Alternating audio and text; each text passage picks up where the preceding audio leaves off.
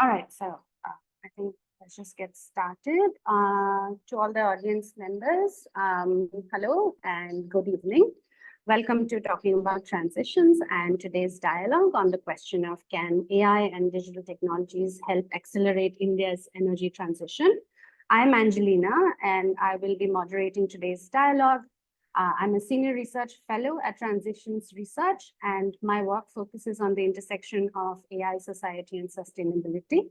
So for those of you who are joining us for the first time, Transitions Research is a social science research collective. We're based out of Goa.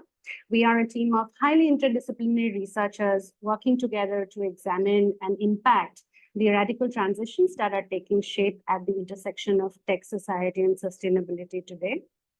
You can visit our website, learn more about our work. Through the Talking About Transitions dialogue series, we hope to seed critical conversations and reflections on these transitions that we work on. Today's dialogue focuses on India's energy transition and the role and impact of AI and digital technologies within it. So to set the context very briefly, we know that India, like many other countries, is currently navigating a significant energy transition marked by a strategic shift towards more diverse and sustainable energy mix. Now, while India is still heavily reliant on coal, there has been a robust focus on expanding renewable energy sources, as well as last mile energy access and delivery. As part of its long-term climate strategy, India aims to achieve net zero carbon emissions by 2070. In the shorter term, the country has set an ambitious target to reduce emissions intensity of its GDP by 45% by 2030 with respect to 2005 levels. Additionally, India also plans to expand its installed renewable energy capacity to 500 gigawatts by 2030. And in line with these goals, India has implemented several initiatives to support its energy transition, including initiatives like PM Kusum that promotes solar power plants and solar pumps in rural areas, the National Smart Grid Mission that's aimed at improving reliability of electricity networks, making the grid amenable to renewable energy inputs. And these are also combined with the creation of large-scale solar parks, green corridors, as well as other initiatives like the National Green Hydrogen Mission. But India's shift towards renewable and sustainable energy also comes with the challenge of persistent legacy issues in energy provision, last mile access, inefficient systems, but also the fact that growing urbanization levels, population growth, industrial and economic growth will continue to lead to a rise in energy demand and consumption in India. Now, in the midst of it all, AI and digital technologies are also being talked about as a critical force multiplier for energy. A lot of studies have been devoted to understanding the potential of AI for sustainable energy transitions. According to one that was conducted by the World Economic Forum, digital technologies are said to potentially help reduce global carbon emissions by 15 to 20% by 2050 through solutions in energy, manufacturing, agriculture, land use, buildings, and so on. The integration of digital and AI technologies can also help improve grid management, streamline maintenance, and support the integration of renewable energy sources, along with reducing waste. However, what is less clear are questions regarding the impact and challenges of implementation of these technologies. So, for example, while India has made significant strides in enhancing digital connectivity and access, and even last mile energy access, studies suggest that there is still a long way to go. For instance, many parts of India, especially in rural areas, still lack a reliable power supply. Approximately 70% of the population also has limited or no access to digital technologies, and over 60% of households remain digitally illiterate. These are 2022 numbers, but recent updates show a decrease by about maybe 10% in these figures. Now, the question for us today is how do these twin transitions, that is the digital and energy transitions, meet in the Indian context? Will the integration of AI and digital technologies create new challenges of access, equity? What are the opportunities? In what ways do they interact with existing issues? And is there an opportunity here to radically reshape a sustainable energy future for a vast majority of India's population? So in order to explore some of these questions and understand how India's energy and digital transitions intertwine and what the future of energy in India could look like, we are joined today by a great panel of speakers. And the intro was a bit long, but without any further ado, let me introduce them to you. So we're joined today by Priya Dante, who is the co-founder and chair of Climate Change AI, which is a global nonprofit that catalyzes impactful work at the intersection of climate change and machine learning. She is also an assistant professor and the Silverman Family Career Development Professor in the Department of Electrical Engineering and Computer Science and the Laboratory of Information and Decision Systems at MIT. Her research focuses on machine learning for forecasting, optimization, and control in high renewables power grids. Thank you, Priya, for joining us. It's a bit early, but thanks. And next we have Siddharth Sareen, who's a research professor at Fridtjof Nansen Institute in Norway. He's an award-winning research professor working on the governance of energy transitions and has worked in 7 countries and established an international interdisciplinary research profile on resource and energy governance. He has experience with electricity generation, distribution, end use, urban transport, digital energy infrastructure, resource extraction, and expertise on themes such as energy poverty, just transitions, accountable governance, and questions of social and environmental equity and justice. Siddharth, welcome, and thanks for joining us. And finally, we are also joined by Simran Grover, who is the founder and CEO of Center for Energy, Environment, and People. CEEP is a Jaipur-based human-centric research and policy advocacy initiative driving critical research and fostering democratic coalitions for low-carbon transition and climate justice. Simran has substantive experience in the domains of renewable energy, power sector, applied research, and entrepreneurship. Currently, he leads critical work in just energy transition and power sector reforms with an emphasis on coalition building and collective action. Thank you, Simran. And with that, let us jump in.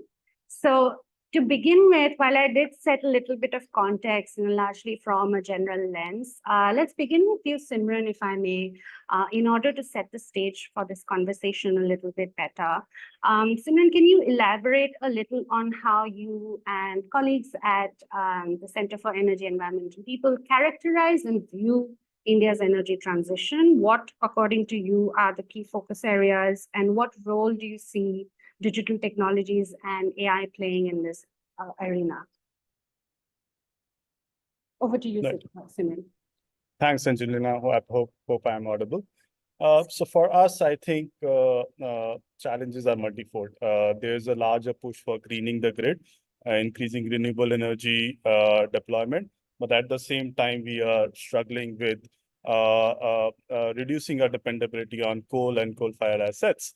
And there's a different social political dimensions which tend to be non-technical and isolated from grid management challenges, right?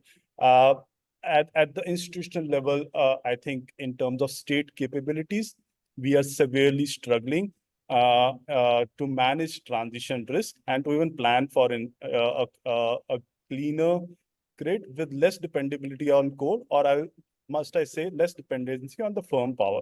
So those capabilities, I think, are also some fundamental capabilities within the institutions, in our experience, have also been degrading, can be attributed to multiple things. But one of the factors is increasing outsourcing of core business functions, whether it's management of grid substations, billing and metering, operation and maintenance. So pretty much everything which should be central to a utility is being outsourced right now, which means that in effect, fundamental capabilities across the utilities are on a decline. And when I say these, I mean the degree of decline may vary from state to state. I largely speak from experience of Rajasthan, but from our discussions with the peer, it's true for many of the Indian states. The second issue, of course, is an issue of planning and data. Much of transparency, accountability issues are there. So while AI can potentially improve, and I think my colleagues and fellow panelists here will be able to comment on it better. I am no AI expert, right? And forecasting tends to be a critical bottleneck, or I will say a handicap when it comes to Indian states particularly, right? For example, bulk of the projections that we see in regulatory filing are still on CAGR basis, which is a very rudimentary methodology, which a class 10, 12 pass student can also handle. You don't need big four consultants to really, push those models for energy procurement planning, etc.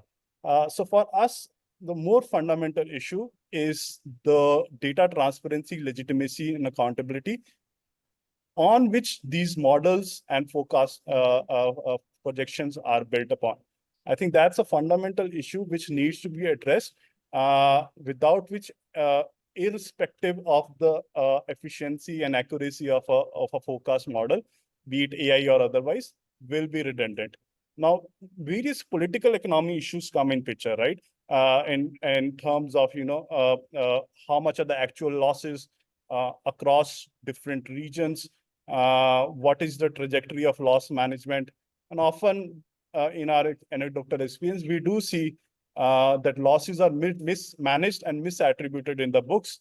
Much of the losses may also be happening for industrial consumers, but are attributed to rural consumers. There are management of books when it comes to agriculture sales, which basically means that when it comes to modeling, you are playing with false data, and false data will give you false models, right?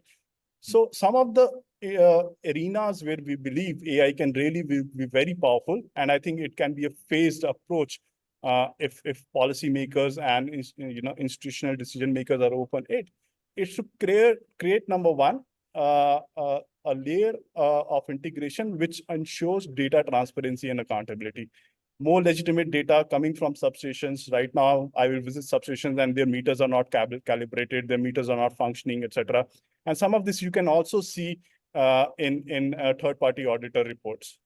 The second level that I think, especially in context of declining state capabilities, AI can possibly play a role, an assistive role, across functions of operations as well as decision making in management, etc. And lastly, of course, comes the very, very, I think, important issue of planning for the future, where your modeling capabilities and accuracy will play a huge role in ensuring that we are generating more electrons for every dollar that is invested in generation and transmission infrastructure. So I'll stop at that. Any questions, I'm happy to clarify. All right.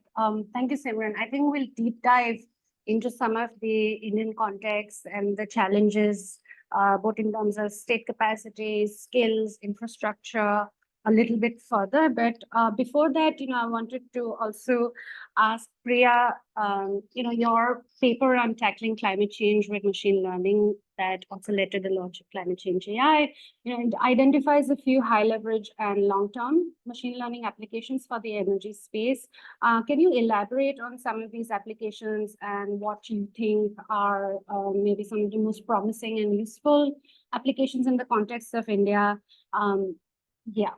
And then we kind of deep dive into that a little bit further in terms of the context and the complications within that. Absolutely. So I would say there are a couple of high-level ways that AI plays out in energy-related applications. So one of them is helping to distill raw data like satellite imagery into actionable insights. So for example, taking satellite imagery and using that to assess, where are solar panels installed? Where exactly is the grid infrastructure in situations where we don't already have that on the ground information? Of course, gathering on the ground information is always the first choice, but in situations where that hasn't happened for whatever reason, these kinds of techniques can help fill in a gap. AI and machine learning can also be used for forecasting, but one thing I'll kind of clarify or qualify there is that if you're going to do a pure data-driven forecast, so take historical data and predict something, those predictions often only hold up until the short term, because in some sense, if you think about how electricity is consumed, you might make the kind of assumption that how electricity is consumed today or next month is similar in pattern to how electricity was consumed. And so a machine learning algorithm that is learning patterns in the underlying data will learn the patterns that hold today and try to project those forward. But much further into the future, when you've had cities being built out, or the kind of urbanization and people, changing where they are, when you have different trends, macroeconomic, microeconomic, that are shaping changes in those underlying patterns, and those pure data-driven forecasts don't hold any longer. And so in those situations, there are places where AI and machine learning can, in combination with economic models, with techno-economic models and so forth, enable kind of better long-term forecasting. But often it is things like taking a techno-economic model, which might be very complicated or expensive to run, and helping to approximate or slim down portions of it so that you can run more instances and more scenarios. So important to think about. AI machine learning are really learning patterns. And so if those patterns don't persist, a pure machine learning approach doesn't work any longer. In addition to these applications, machine learning can play a role in actually helping us to optimize operations in certain situations much more efficiently. So think about things like controlling a heating and cooling system in a building, or helping us to actually schedule power generators on the power grid in a world where there are more distributed devices, in a world where there are more variable renewables.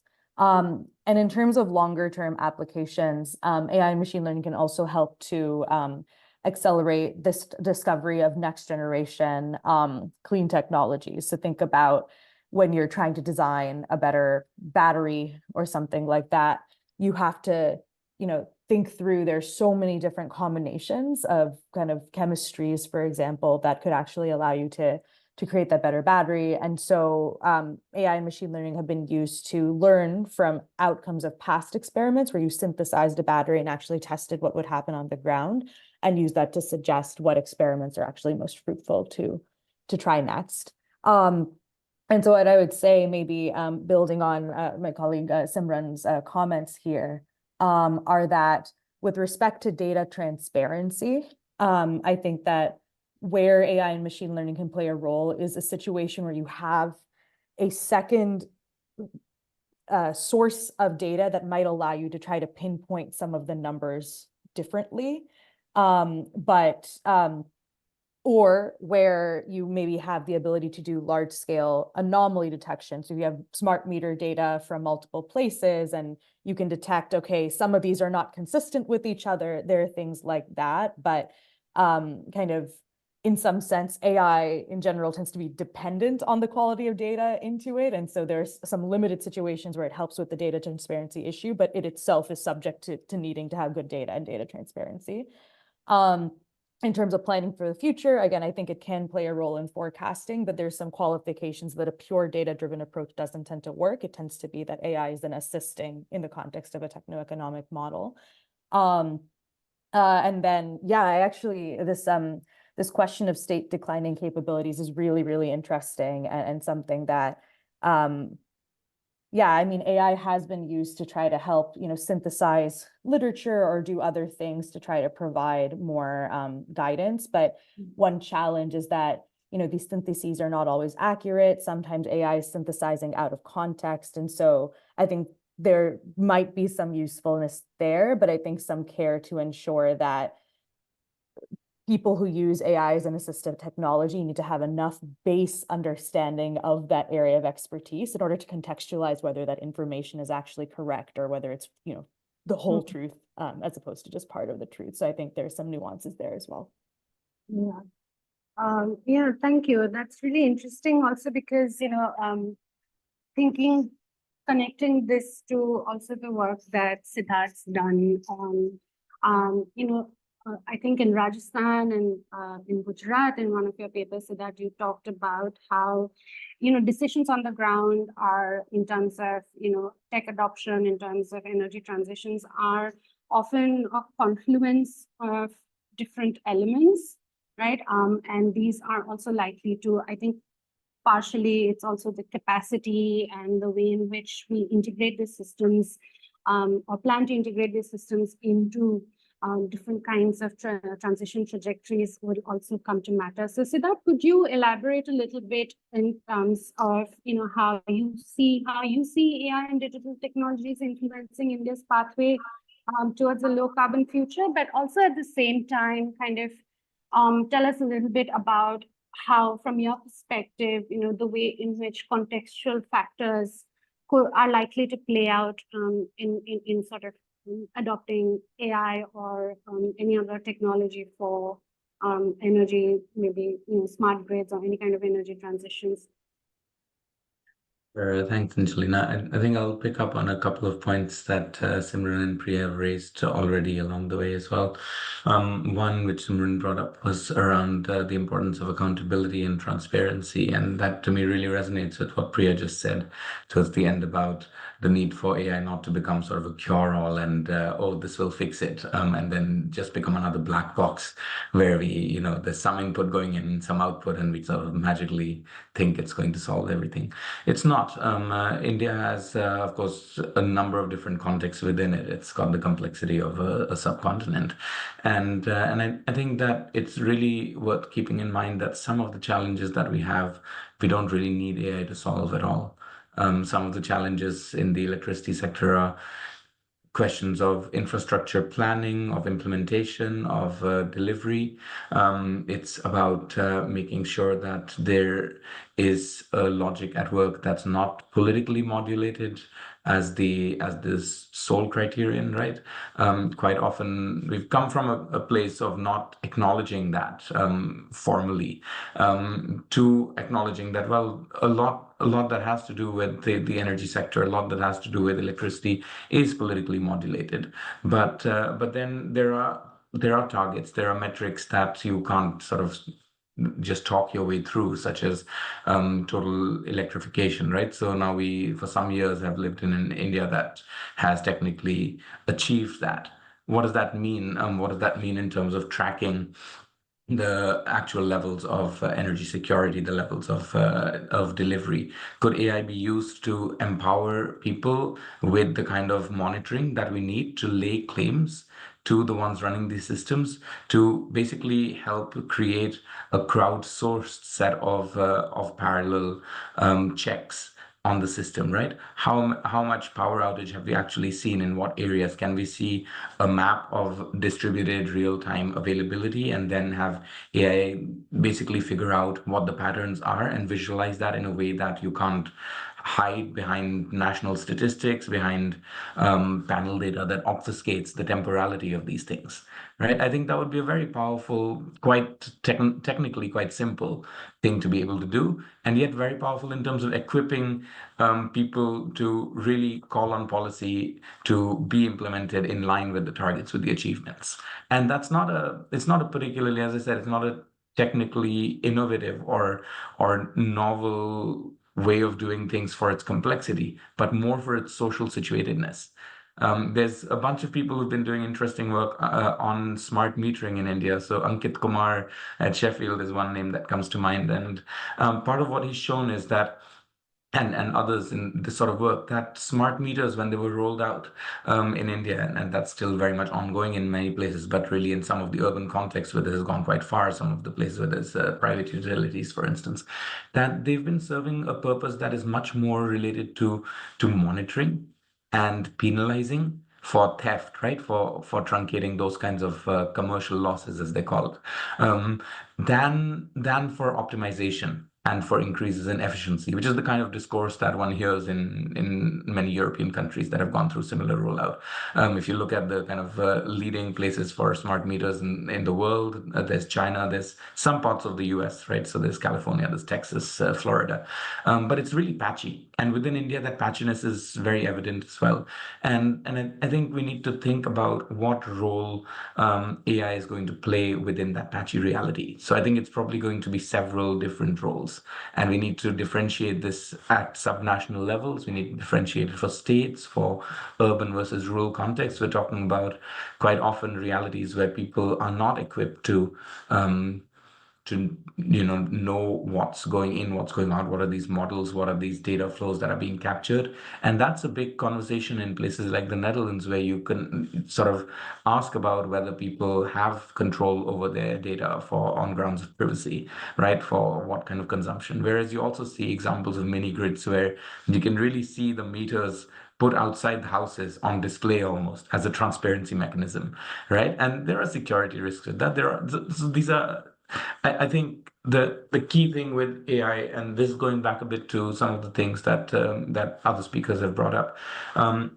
There's the demand perspective, which I've been sort of putting forward a bit. And then there's the supply side perspective. And I should bring up a story from fieldwork in Rajasthan last summer, where I spent a long time getting hold of somebody at an electricity distribution utility office who was sort of, one of the people you'd expect to be very much in charge of and competent about smart grids in Jaipur, which is one of India's 33 smart cities. Well, there's 100 smart city plan, but this is one of the front runners, let's say. And this was such an incredibly busy person. We were interrupted probably 10 times in the hour that I spent in that office after having, spent a lot of time booking time, because these are busy people. And I said, well, what are the plans for being able to implement particular kinds of models? How would this rollout go? How do you envisage these targets panning out in practice? Looked at me and said, are you crazy? Can you take these things seriously? These are just policy documents. We're barely coping. We have shortages on transformers. We're running losses despite, Uday and then the next scheme and then the next scheme. We're just about, and you can see this because the guy has people coming in and getting signatures on documents 10 times within the space of an hour. It doesn't have time to read through everything. It's just damage control mode. So we need to be very careful about who's promoting this discourse, for what it's being promoted, and why we're talking about AI with, a level of promissory potential that has been allocated to things like smart meters for a long time also, and that hasn't really benefited people. This evidence is there because that's been around for a decade, and even in very progressive policy context, right? So I'm sitting in Norway, and if you look at what's happened with smart meters here, people have actually paid for them themselves. Most people don't know this because costs are recovered over 10 years. The benefits have gone to the suppliers. The efficiency gains that are captured are not resulting in somehow magically lowered bills for households. And fine, if you lower system costs, if you can make better use, you can make your electricity stretch further. That's not a bad thing, right? But then let's talk about it in those terms. So on the supply side, if AI has a role to play that is going to optimize systems, that is going to increase efficiency, that is going to create better control, then let's talk about it as allowing us to make better use of a more variable load model of decentralized generation, of different temporalities of generation than a base load model. And that's a good thing. And I'm all for AI serving a purpose there. I don't think that's something that we're going to have a lot of awareness of in the public domain. It's not something where we're going to have people making very highly informed debates about it, making op-eds in newspapers. So that's, I'll leave it there for at least this opening salvo. Yeah. I think you brought forth a lot of important themes, right? I think starting from that question. So we often, we often hear or engage with the AI discourse. So one hears about it mostly from, like, the starting point is usually AI benefits, right? And what are the ways in which AI can help? But there is also a conversation, also a theme that you brought up, which is about assessing need, understanding where it's needed, and also then kind of going deeper into the complicated issue of who benefits, how does that translate into questions of energy justice or energy poverty. And it's not even just access, it's about affordability as well.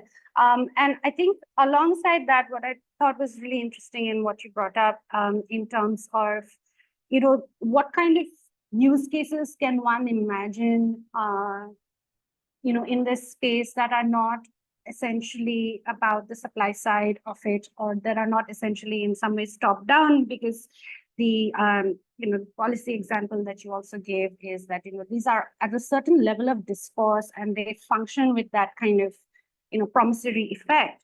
But there might be ways in which, like you said, we could increase visibility there might be ways in which AI can actually be, used in ways that empower citizens or empower communities in specific ways to kind of, move past national statistics, like you said. And I'm curious on this note, and I want to kind of hear more from you, Priya, on what you thought of, what you think of this kind of this idea of how does one assess need. How does one talk about AI that is not in this kind of broad strokes, these are the benefits and this is how it can be used, but really in a more sort of needs assessment oriented sort of a way? And also, what do you think of this potential for AI to be used in different kinds of, bottom-up approaches, for the lack of a better word, but ways in which that can actually help communities, navigate energy futures a little differently. I'm just wondering what your thoughts are on that, and and then I'll come to the next question. Awesome. Yeah, thanks for that question. And I guess what I'd say is, I think that we're right now in a world where, as also my colleague Siddharth mentioned, right, like AI is being talked about with some kind of exceptionalism.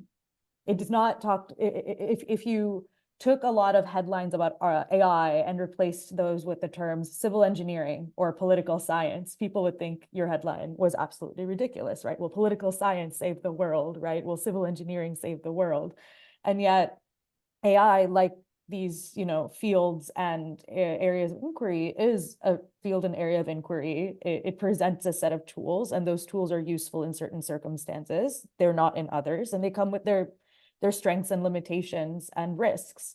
And so I think really what we need to get to is a situation where, just like if you're in a room trying to solve a particular problem, in some sense you have an intuitive sense of, do I need a civil engineer or an architect because my problem is well matched to that? Do I need a political scientist? We need to get to that level of literacy within the general population to really understand intuitively, is AI actually well matched to this problem? And also, when pursuing AI, what are the things I have to think about to make sure it's done well, right? With civil engineering, you have, for example, some certain types of permitting and standards, and you know that you might put waste into the environment, so there's regulation around that, right? You have a sense of what those risks are, and there are codified ways to deal with them.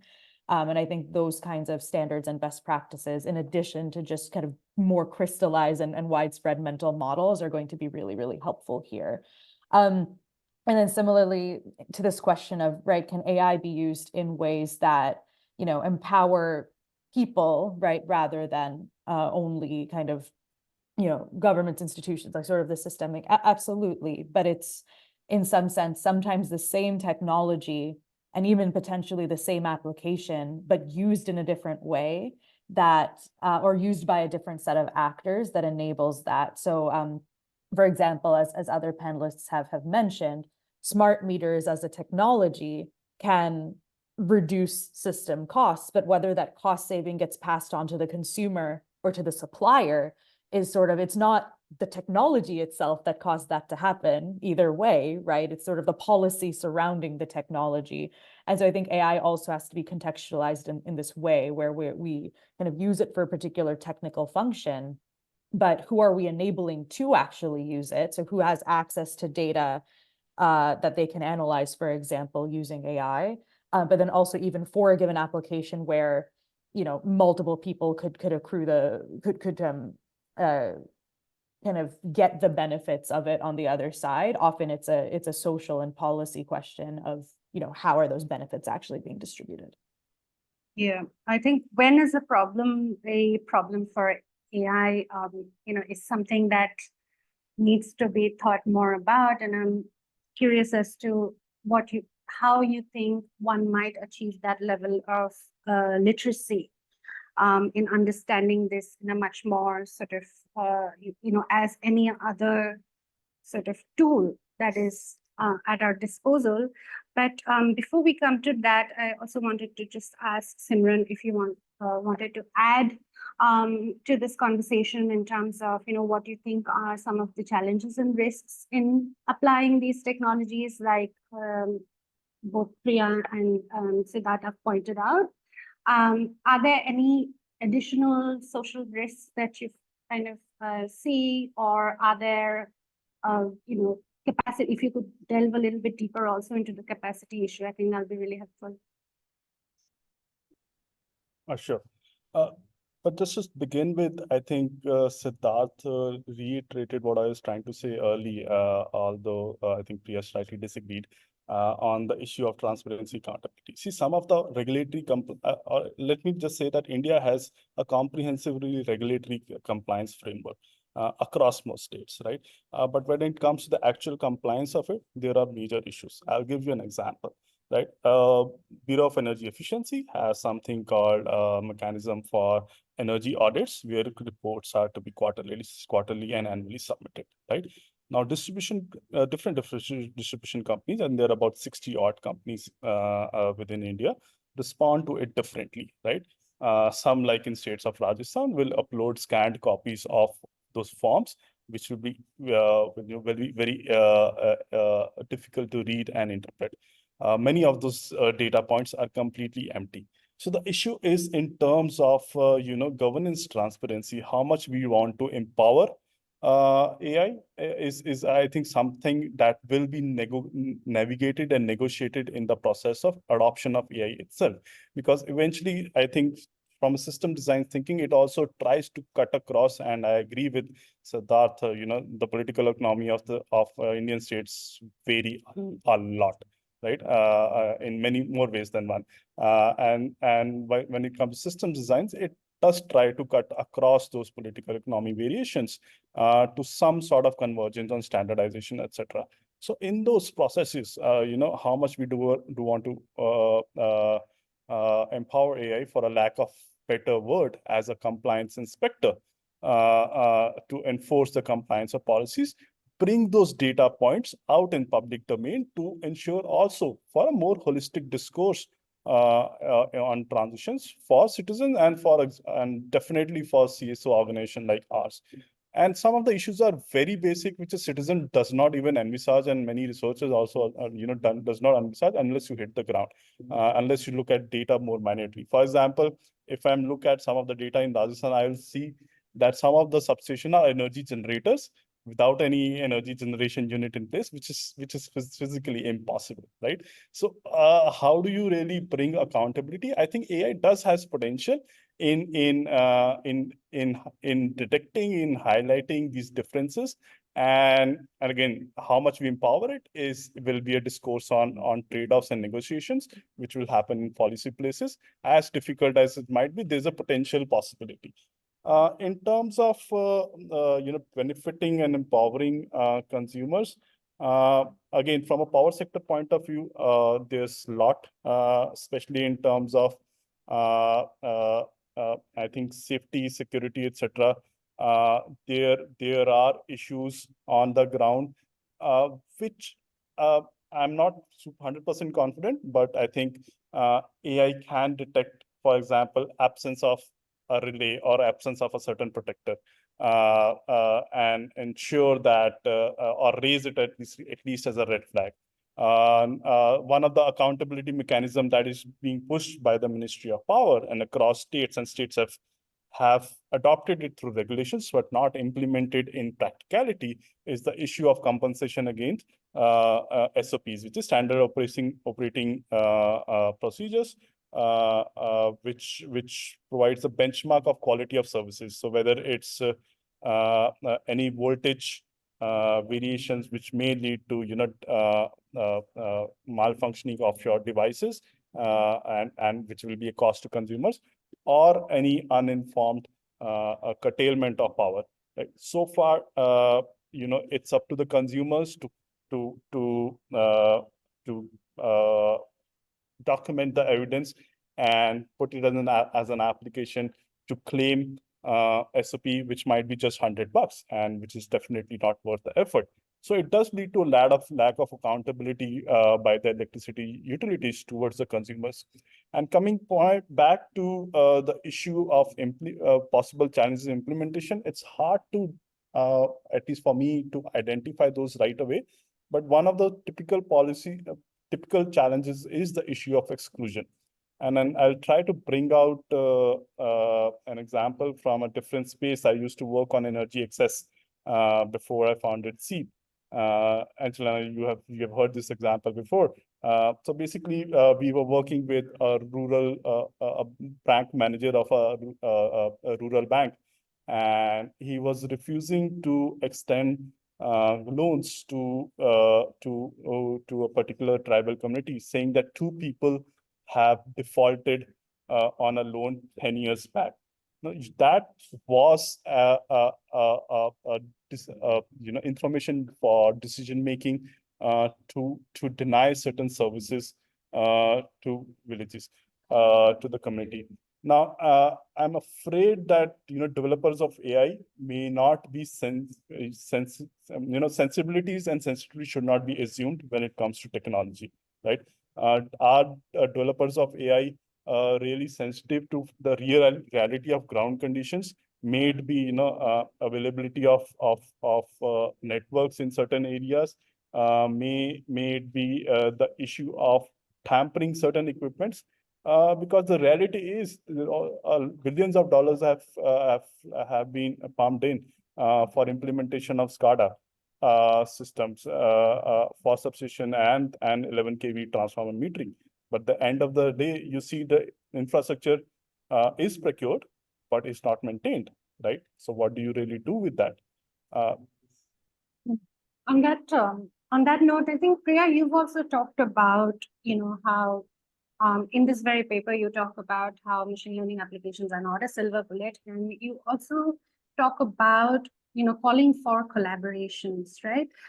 In this context, what in your mind is the kind of nature or shape that collaborations must take? Because as Simran also rightly pointed out, that the sensibilities may not match, the considerations that are required to go into building the system may not go into it. And also, how do you see kind of who is responsible for ensuring that sensibilities match, that where the problems of equity, access are being taken care of, right? How do you kind of understand this network of collaboration? And also I think to Siddharth as well, if you please feel free to jump in on that. But yes, Priya, all yours. Thanks so much. And before answering the question, I think to Simran's points on data transparency, I think a lot of those applications make a lot of sense.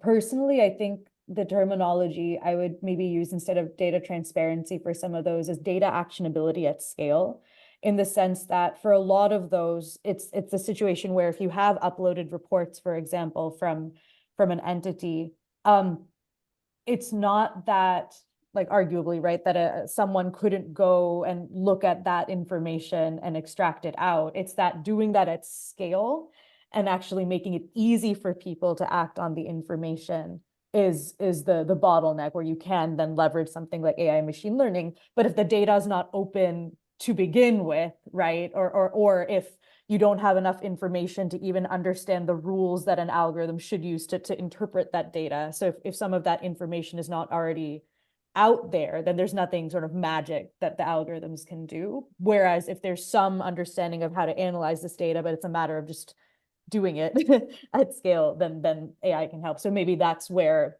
terminologies wise, maybe, yeah, like data actionability at scale is what I would say. And I think that class of applications makes a whole lot of sense.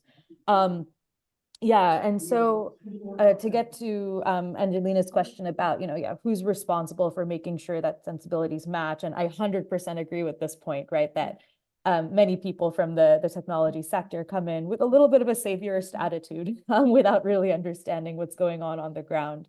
So I think there are, several things that need to happen there. So one, kind of entities that are, situated within the kind of AI space that are doing education of those who are kind of up and coming or already working in the AI field, trying to actually inject those values of humility, of really understanding and learning from this situation that you're in, rather than assuming some lens on that.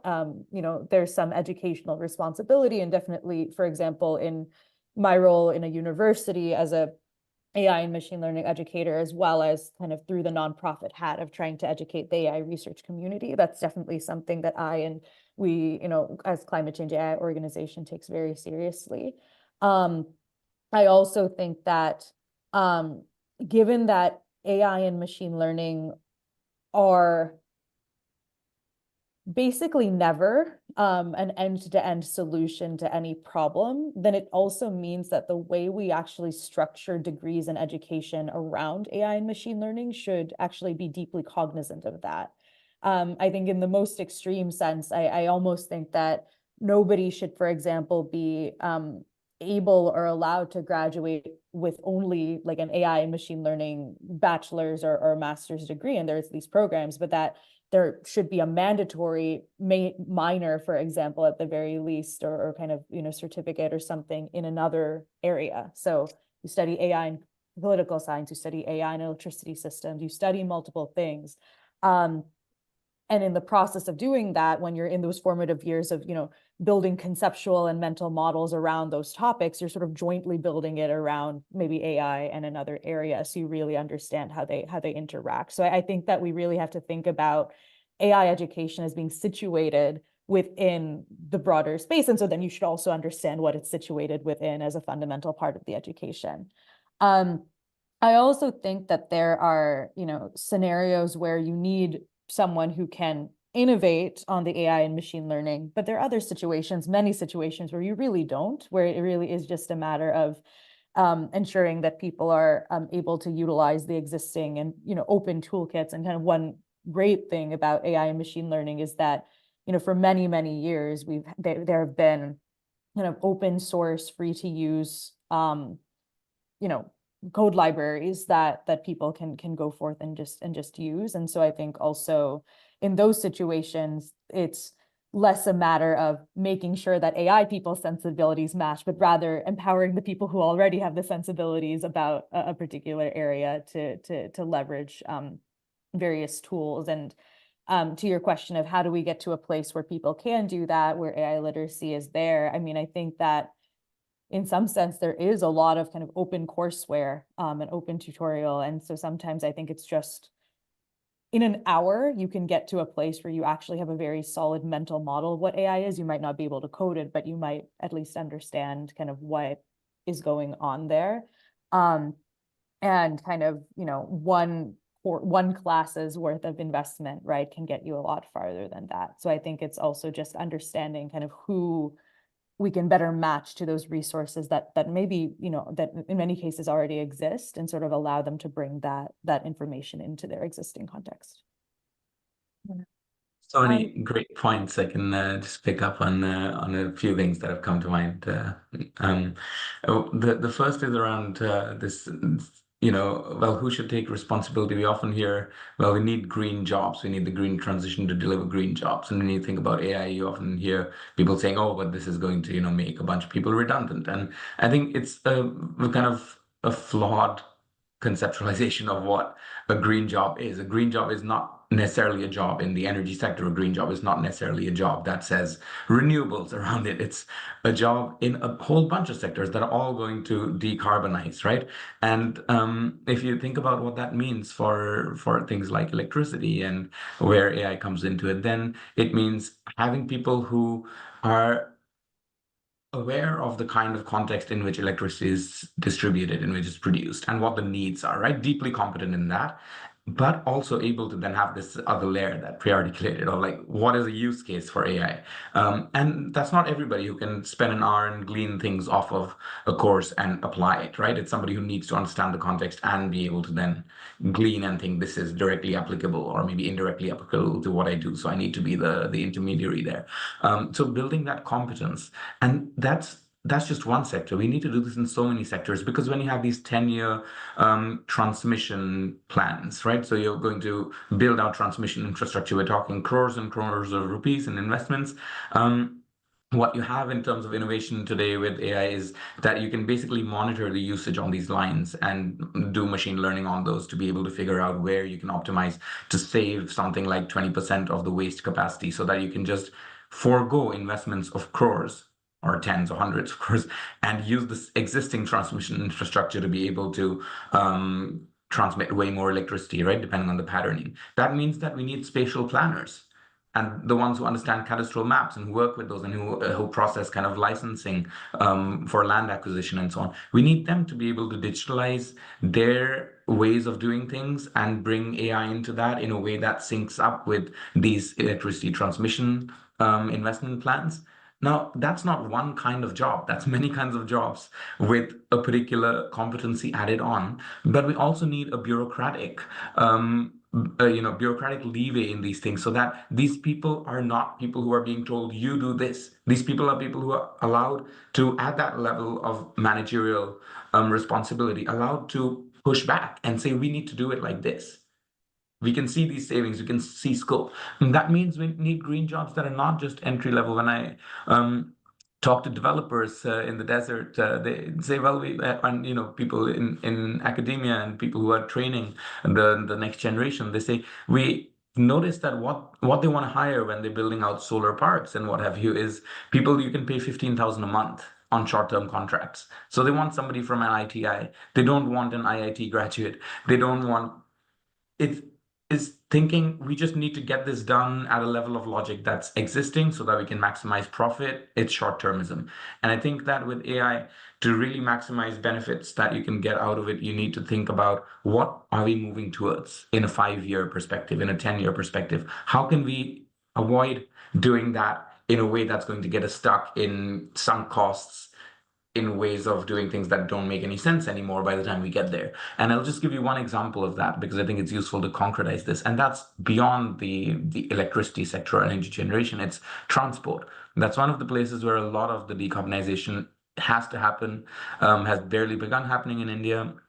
But clearly, about a quarter of the emissions come from land-based. It's one of the easier sectors to solve, even if it doesn't look like it. You look at examples elsewhere and you see that it's pretty doable to electrify these modes. If you do it with a bunch of energy-guzzling cars, it's going to still require a huge amount of electricity demand.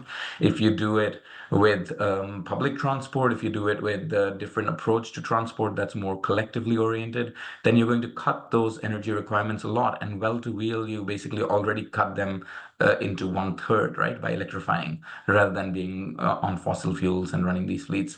And then when you think about what urban transport, just forget about regional networks even, but urban transport looks like. When you're talking about decongesting cities, you're talking about a lot of hours saved in everybody's lives. You're talking about less exposure to pollution and public health adverse outcomes and so on.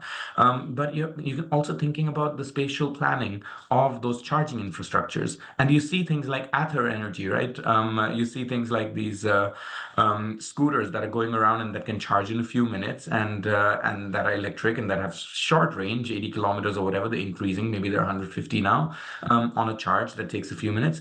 And you think about who can benefit from this. You say, are there housing cooperatives? Are there a lot of electricity connections already where there's distribution capacity on the network?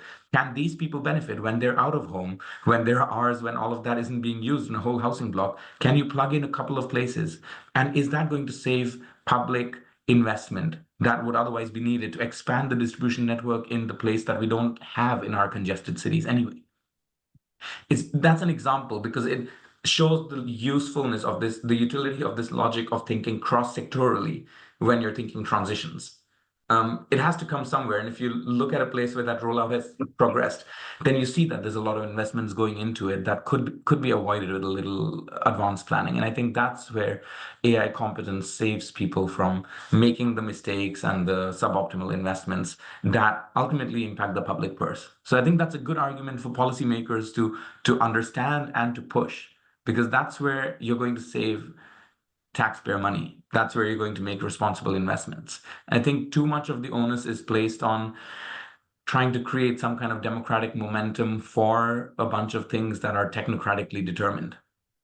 They need to be determined technocratically in sensible ways, and you need to equip people and build competence among people who are the key decision makers. And we can't change that whole public culture. We've got to try, but we can't change it in the time scale that we're talking about implementing some of these things.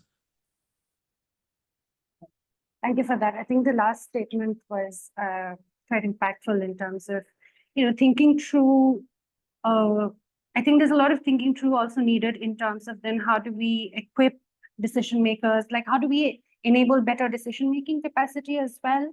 I think on one strand of thought is how do we make decisions more inclusive, participatory, but the other strand of thinking is also in terms of how do you make better decisions around it. And I think nowhere is the idea of, here's a problem and here's an AI solution ready for it is a settled question. I think it requires a lot of thinking in terms of understanding whether it's the right way in which we frame the problem, and is it the right way to kind of proceed with an AI solution or not. And I think that requires far more deliberation, discussion, and bringing in different actors into the mix. So thank you to all our panelists. I'm just looking at the chat and Q&A in case something's come in.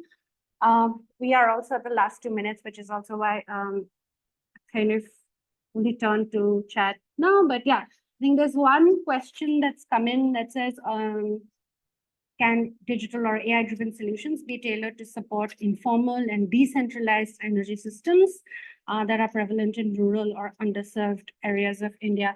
I think we touched upon it a little bit when Siddharth was talking about the idea of sort of, crowdsourced ways of understanding how power is consumed or where the gaps are. But would any of you like to elaborate on this or answer this question and get into it a little bit more?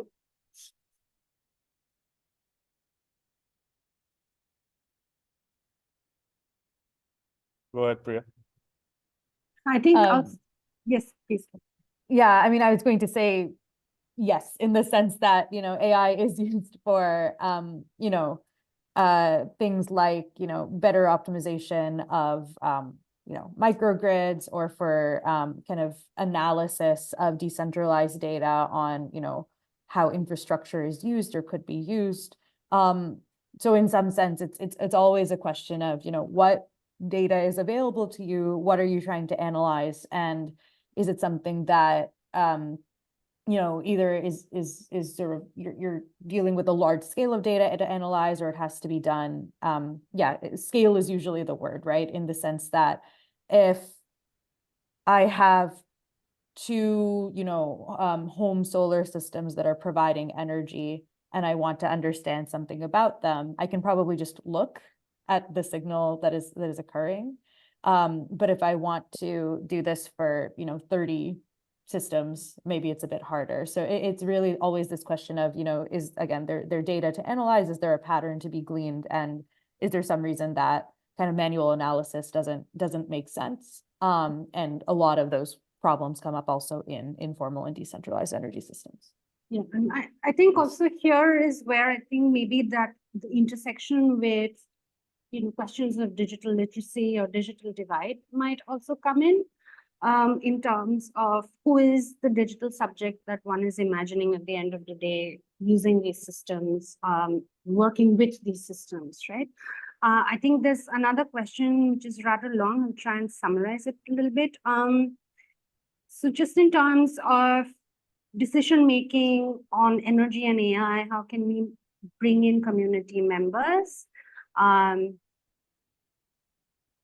Priya mentioned talking about a use case of deploying AI to help manage renewable energy systems, but what about land-related trade-offs and water scarcity resources in places like Rajasthan? How do we bring communities into this conversation, and what kind of institutions do we need to tackle this?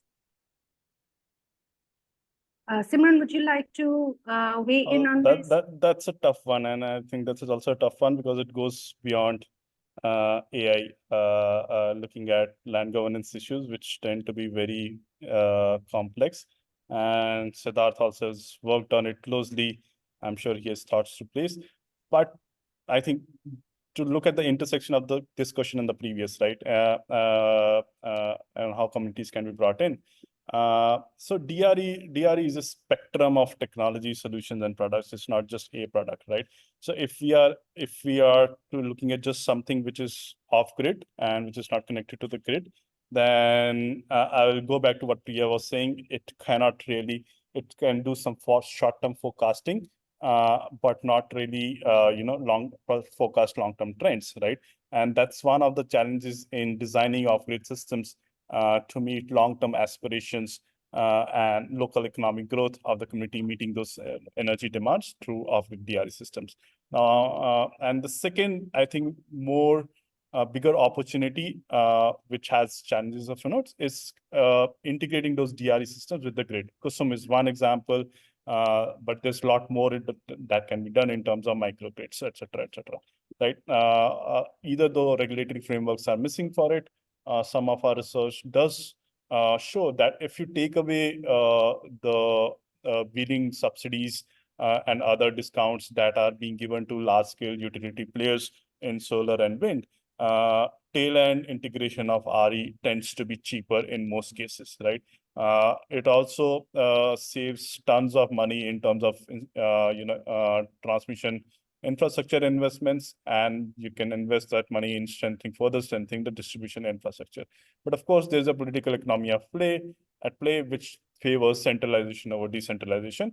And of course, there's another challenge of how fast we can build an ecosystem around it to meet some of the national aspiration and indices of 2030 and beyond in terms of reducing our energy footprint and increasing renewables deployment, where I think centralization does have certain advantages. On the issues of integration of risk on land use patterns, water scarcity, etc. Again, a lot can be done, and that is one of the challenge for policy departments, also government departments, where they are often sitting on tons of data, but those data sets don't speak to each other, right? But the challenge will also remain on the issues of collaboration, how to open those and easily those data sets are available. We work in the distribution space, and we had a collaboration with IIT Kanpur, and despite MOUs in place, and over 2 years, we were not able to access some basic data sets. So I think there are political economy challenges when you look at these, and again, these are trade-offs and negotiations which needs to happen in policy space. Siddharth, over to you. I'm sure you have some comments on this. I think we are also going a little bit above time, and I know that both Siddharth and Priya have to jump off. Maybe we can stop here. And I think, because the note on which Simran ended, I think is my larger kind of takeaway for this conversation is also that, there's a lot of political questions at stake. And it's one thing to have the technology, it's another to make it work for the people. So I think a large part of our conversations today has focused on decision making and the kind of actors that need to be involved. With that said, I want to thank all our panelists for making the time to join us. It was truly an enlightening conversation. I learned a lot, and thank you to all the attendees who've also stayed on for the full hour, and also those who jumped off and might come back in later and check out the full conversation. Thank you again. I hope you all have a good evening and a good day. Thank you. See you. Thanks, everyone.